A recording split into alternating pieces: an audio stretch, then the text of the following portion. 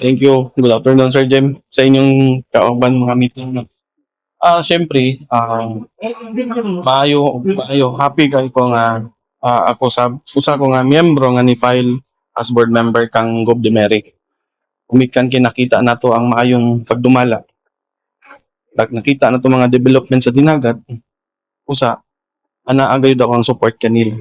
Since I was former board member, nasayod man ta kung unsay ang angayan na tumbuhaton sa sangguniang panlalawigan. So in behalf sa ako ang kuan pagkakandidato, so anda mo suporta kung hatagan tag chance sa ikaduhang higayon sa mga dinagat nun, isip nagpapili nga bukal ini atong probinsya. Yes, sir.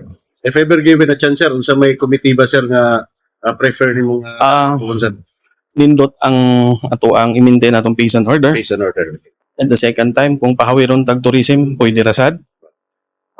Nakita nato nga angayan i-develop pagid ang tourism, gumikan kay daghan na gyud tang angayan nga lantawon sa tourism, no? Mga development na same time cooperative. Atong palambuon, kung suportahan nato palambuon nato atong mga cooperative.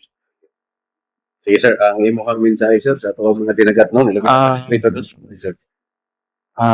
Kung ikapaabot sa mga dinagat nun, District 2, hinaot na hatagan ninyo o inyong mga hunahuna, pilion ninyo ang angayan, manglingkod, ng kanang makatabang sa to ang provincial government in terms of development, economic enterprise, and at the same time, alam buon yun nato, o panggaon nato itong probinsya nga gihatag ni Mami Glenn sa ato.